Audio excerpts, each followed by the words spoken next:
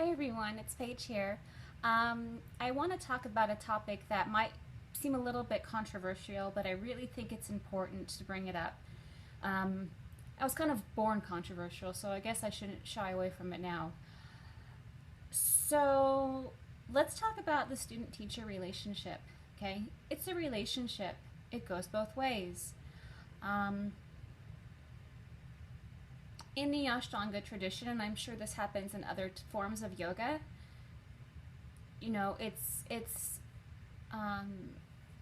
widely accepted to have one teacher, and I talked about this in another Ashtanga talk where it was how to choose a teacher. Um, Obviously, parampara is where you would kind of give up everything to work with one teacher, one guru, and you would follow their system, and that would be it.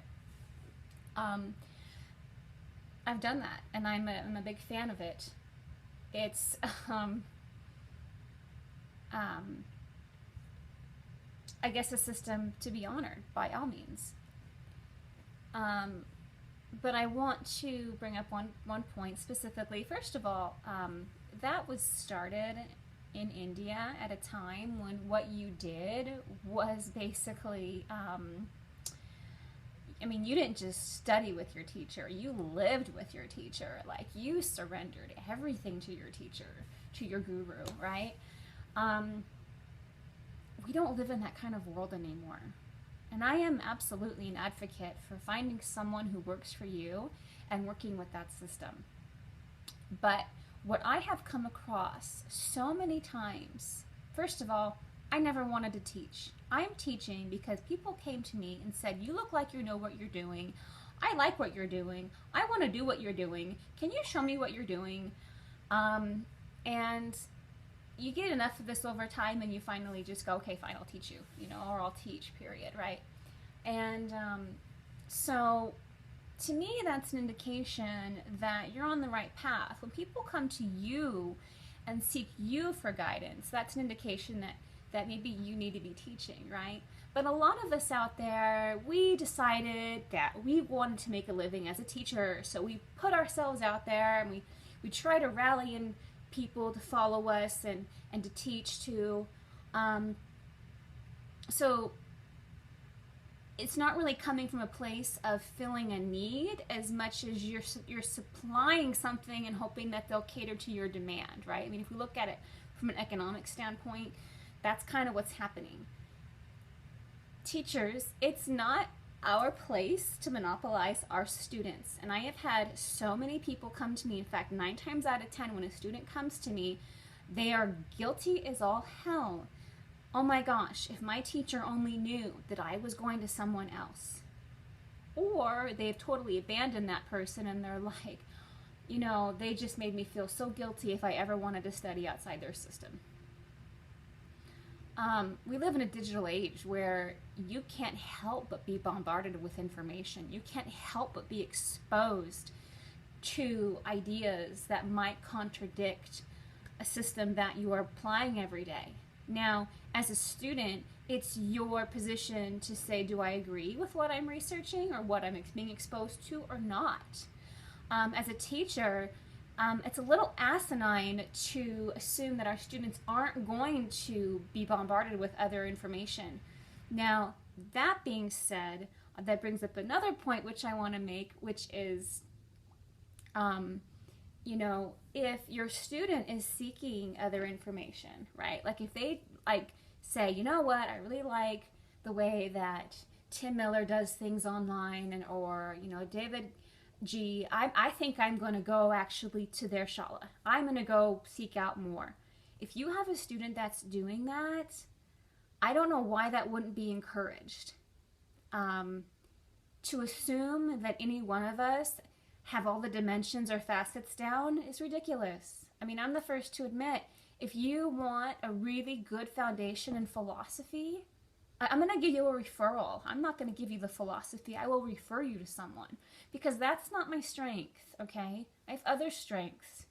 I have students that go to other teachers and I push them to go to other teachers because I don't want people dependent on me.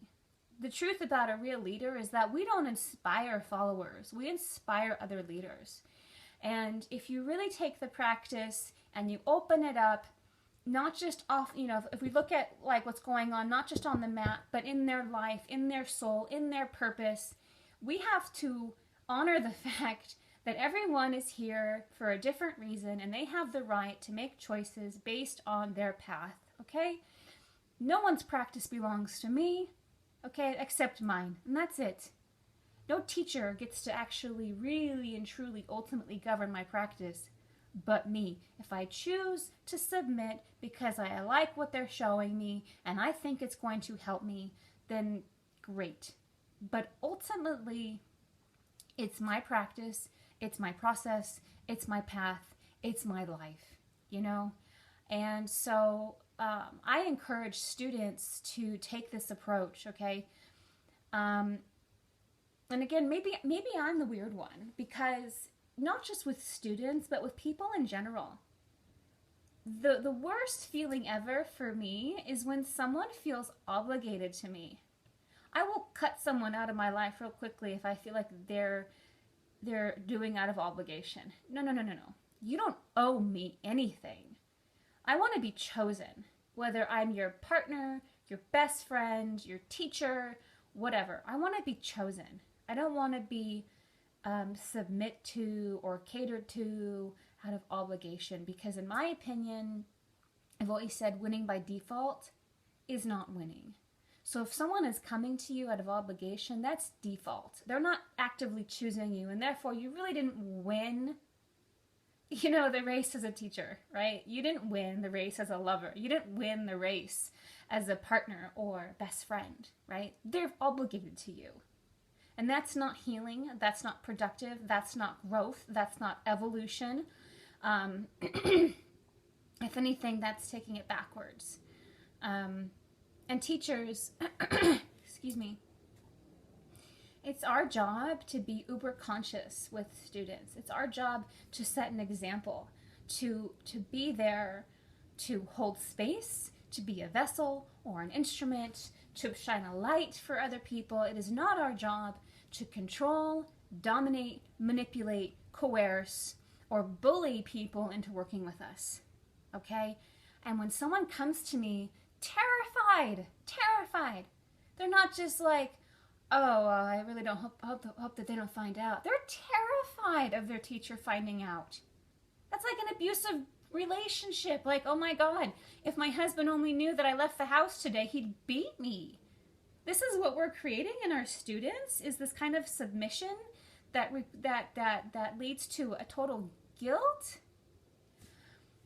I mean, I guess I'm coming across a little bit harsh here, but like I said, when 90% of the people that come to me have this weight on their chest, like, oh my gosh. The reality is they wouldn't be seeking me out if they were getting everything they needed from that teacher. And as teachers, we needed to take responsibility for that, okay? I'm sorry, but that's the truth, okay? If a partner is getting what they need from a relationship, they don't cheat, all right? They're happy to be committed. And if a student is getting everything they need from a teacher, they don't even hear the other cues. They don't go out of their way. They're so happy with what they're getting. And just because a student is interested, say, in looking at other dimensions of the practice, doesn't necessarily mean they're cheating. They just love their practice and they're learning, and we have every right to do that as students. So I know that this sounds a little bit controversial, but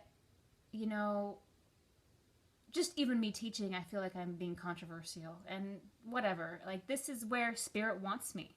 Okay, I started a business. I tried to run a business, and I'm getting ready to sell that business because I was pushed in another direction.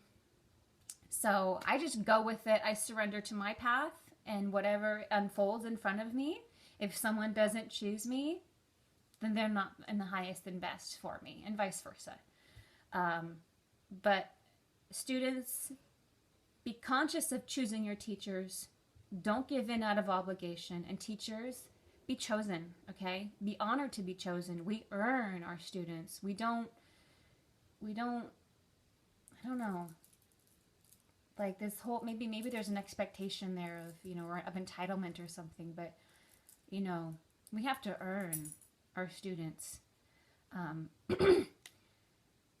presence. We have to earn it.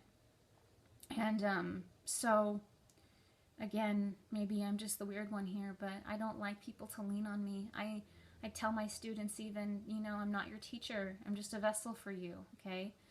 You're your own teacher, okay? And I'm just pointing things out.